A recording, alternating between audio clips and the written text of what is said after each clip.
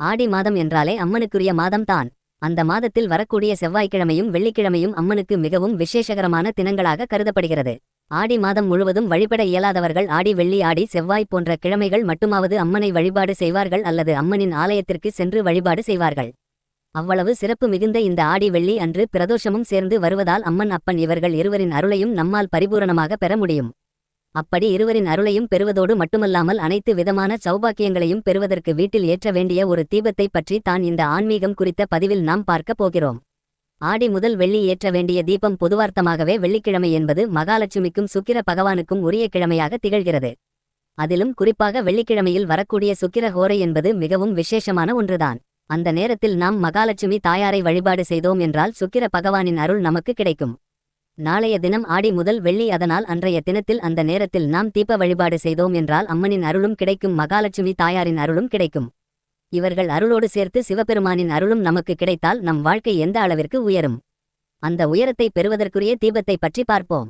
இந்த தீபத்தை நாம் ஏற்றுவதற்கு நமக்கு 2 தானியங்கள் வேண்டும். ஒன்று வெள்ளை மூச்சை. இது சுக்கிர பகவானுக்கு உரிய தானியமாக கருதப்படுகிறது.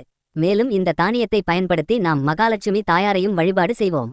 அடுத்ததாக நமக்கு தேவைப்படுவது நெல் அல்லது பச்சரிசி. இது சந்திரனை குறிக்கக்கூடிய தானியம். நாளை பிரதோஷம் என்பதால் சிவபெருமானுக்காக இந்த சந்திரனுக்குரிய தானியத்தை வைத்தும் நாம் தீபம் ஏற்றுகிறோம். ஒரு சிறிய தாம்பாள தட்டை எடுத்துக் கொள்ளுங்கள். அதில் பாதி அளவு வெள்ளை மொச்சை சேர்த்துக் கொள்ளுங்கள். பாதி அளவு நெல் அல்லது பச்சரிசியை சேர்த்துக் கொள்ளுங்கள். இதற்கு மேல் ஒரு அகல் விளக்கை வைத்துக் கொள்ளுங்கள். அந்த அகல் விளக்கிற்கு மஞ்சள் குங்குமம் அனைத்தும் வைத்துவிட்டு நெய் ஊற்றி பஞ்சுத்திரி போட்டு தீபம் ஏற்றுங்கள்.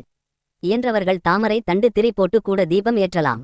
இப்படி ஏற்றி முடித்துவிட்டு உங்களுடைய வேண்டுதல் என்னவோ அதை அந்த தீபத்திடம் முன்வைக்க வேண்டும். மறுநாள் காலையில் இந்த மொச்சை மற்றும் பச்சரிசியை காயப்படாத இடத்திலோ அல்லது ஓடுகின்ற நீரிலோ போட்டுவிட வேண்டும். இந்த வழிபாட்டை ஒவ்வொரு வெள்ளிக்கிழமையும், அதாவது ஆடி மாதத்தில் வரக்கூடிய வெள்ளிக்கிழமை மட்டுமல்லாமல் சாதாரணமாக வரக்கூடிய ஒவ்வொரு வெள்ளிக்கிழமையும் சுக்கிர ஹோரையில் மொச்சையை பரப்பி அதற்கு மேல் அகல் விளக்கை வைத்து தீபம் ஏற்றினால் சுக்கிர பகவானின் அருளும் மகாலட்சுமி தாயாரின் அருளும் நமக்கு கிடைக்கும். அப்படி கிடைக்கக்கூடிய அந்த அருளை நாம் ஆடி வெள்ளி அன்று செய்யும்பொழுது கூடுதலாக அம்மன் மற்றும் சிவபெருமானின் அருளையும் பரிபூரணமாக பெற முடியும்.